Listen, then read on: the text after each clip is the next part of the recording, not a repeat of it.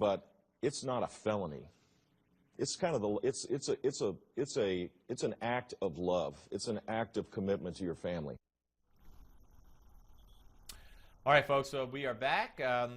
Shannon and I are back, and we're joined by our panel, part two. It's Seton Motley and Peter Morrici. And gentlemen, those remarks by and lady, yes. those remarks made by Jeb Bush a couple of weeks ago have lived on, and they will continue to live on. And today, the CEO of Newsmax, Christopher Ruddy, came out with a piece where, among other things, he said while Jeb Bush's wording may have been too strong for many Americans to stomach, he is a hero in my eyes to suggest that we should not demonize undocumented immigrants. He said, he said, I take a different view and predict that Bush will continue to rise in the 2016 GOP polls because he has demonstrated the courage to take a positive stand that thinking conservatives can come together on. I respectfully disagree with my boss. So what about you, Seton? Is it an act of love when they destroy American citizens' borders, property, steal from them, assault them? This is a staggeringly dumb statement to make. Rick Perry, governor of Texas, said, I don't think my biggest mistake during the 2012 presidential race was forgetting the 3 departments he wanted to close. He said my biggest mistake was accusing my fellow people on the stage of not having any heart with regard to immigration and amnesty. This is a dumber statement than that. This is a colossally stupid statement.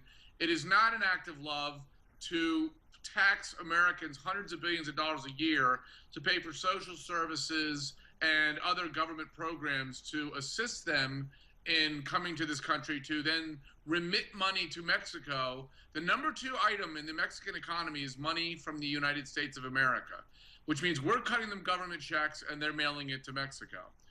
I don't view that as an act of love, certainly not from our perspective as a nation, as Americans, and that perspective should be the primary one with which elected officials in America are concerned. What about it, Peter? Well, since you've disagreed with your boss, does that mean your job is coming open? Is that why Stephanie's there? I agree with Shannon, your boss. Shannon, I'm sorry, Shannon. Look at the vultures. The vultures are out here. I have to get her name right because she's going to be hosting I'm a Sicilian. This is business, strictly business. I agree with Jeb Bush. However, I think you have to remember what people do for their families on an individual basis is very different than how we see things from the point of view of how society should work.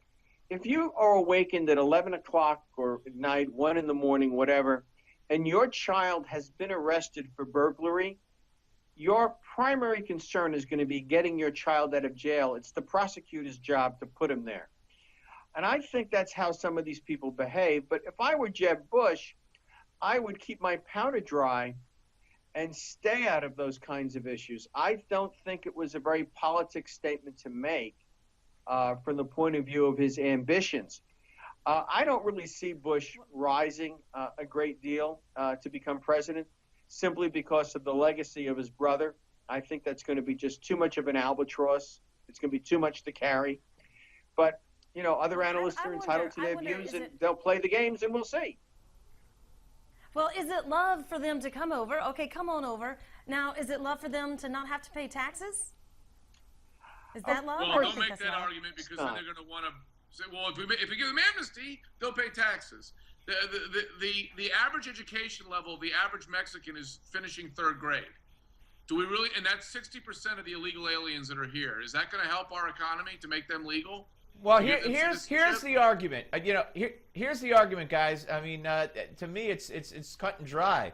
You know, do we excuse people who are in dire straits in this country if they rob a grocery store to feed their kids or rob a bank because their son or daughter needs a heart operation? I mean, no.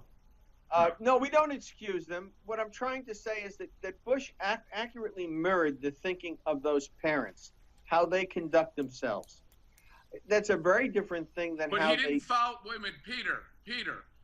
That's fine, I'm but he talking didn't follow about it up Bush's with, comment that doesn't make it about right these from our people. country's I'm not perspective. talking about right He and left wrong. it laying there all by its onesies, which means he wants to give them a pass based on that assessment. Well, I know I wouldn't give them a pass. I would just say they acted out of love, and I would try to do it as humanely. I would try to deal with the problem as humanely as possible. Remember, the children themselves are, in some respects, victims or, collateral damage. They didn't make this choice. Their parents did. So I would want to deal with them as humanely as possible. And that's where Romney really tripped up by making the rather strong statements. He basically, if you could boil it down to put him on a truck and send him home. No, I don't he know didn't say that. He said I understand, but you have to understand that words, as you communicate, as a columnist, I know this by the mail I get, you have to be very careful on these charged issues, what you say, because people will then reword it as I just did. And that's all right, guys, great discussion, and we'll continue for another time because this is issue and this statement, they're not going away anytime soon. You could bet on that. All right, thank you very much, Peter Morrici and Seton Motley. We look forward to the next panel. And when Shannon and I come back, very exciting, Cal Thomas is going to be here. Yes. And he, great columnist, coming up on 30 years as a syndicated columnist, and he'll join us to talk about life in America right here on the Steve Malzberg Show.